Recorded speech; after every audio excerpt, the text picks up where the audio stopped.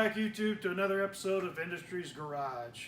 I'm Reed and this is Eric, and today we want to talk about what happens when you go to your dealer or you go to your parts installer and you're trying to find a part.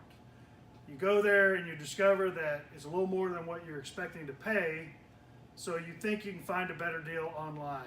And we're going to talk about why purchasing items online can be detrimental if you don't know what you're looking for when it comes to dealing with that particular part. Now, here also we've got a couple of shocks.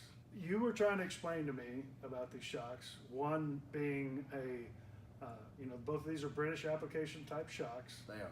But you were telling me that one of them, the larger one, which would seem to be the better shock, was actually brought in, and it's a worse shock than the one that's a little bit thinner. So this is a name brand shock here that is an upper end shock to put on the vintage British motorcycle, okay?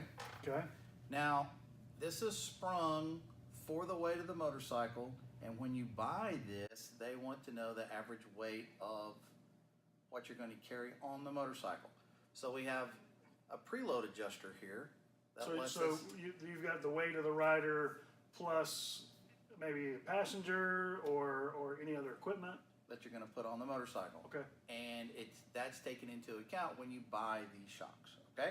All right. Now we can add preload or take preload away to adjust the ride of the motorcycle, okay? So if we lighten the motorcycle up, we can back the spring off. Whenever we put weight on the motorcycle, we can bump the spring up. Or if where we're riding is a little rough or like right. that, okay? Now, also, the steps, the progressive steps for preload in the pair is exactly the same step for the preload on the shock, okay? Right. In other words, we have two of these shocks. We go from the softest setting to the next setting up. The step is exactly the same on each shock, measured exactly the same. So if you were to take the spring off and measure the distance and put this in a spring compressor, you would actually get the same tension on each spring, okay? Okay. And this shock, unlike this one, is serviceable, meaning that you can, if you have a problem with this shock leaking, you can actually take it apart. You can change the oil in it. We can buy parts to service the shock. We can put it back together, okay? Okay. All right. Then this is a shock that was brought to us for the same British application.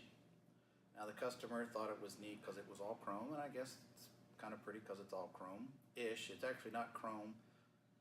It's a chrome-like coating on it of some sort that is already flaking off of the shock here. Now, interesting thing number two is that the coils, this is for the British bike, this is supposed to be for the British bike. I don't know how heavy a rider this is for, but there are certain full dressers that don't need a spring this thick, okay? So when you put this on the motorcycle, it's like it being rigid, even at its softest setting. And if the suspension manages to work, then it returns really, really fast. This is supposed to have oil in the body, and it has some oil in it, but nowhere near the right level of oil in it. And the shock not being serviceable, there's no way to rectify that. And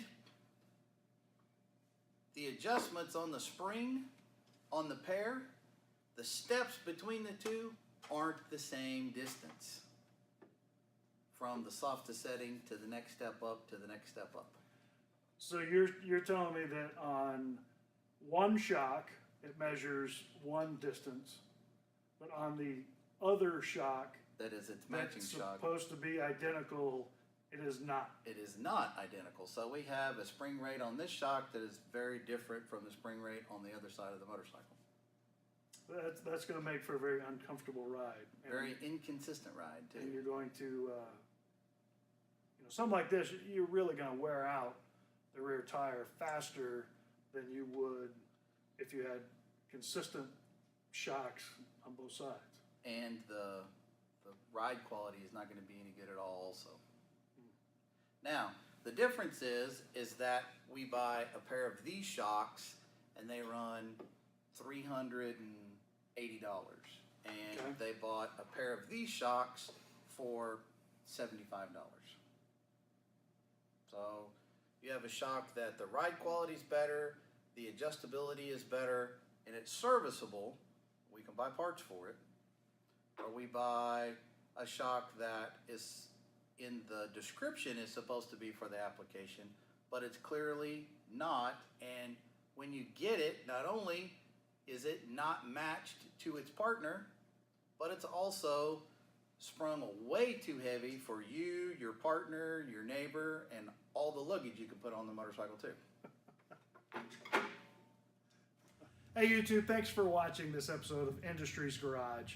You know, we spent this time talking about some of the parts that you can purchase online at a reduced cost, but if you would just simply go talk to your dealer, go talk to your parts installer, you'll find out that it may be a little bit more expensive, but in the long run, you're gonna save that much more money. If you like this video, please feel free to give us a thumbs up and subscribe so we can continue to show you more products on Industries Garage and how we talk about the industry helping you as a consumer. Thanks again.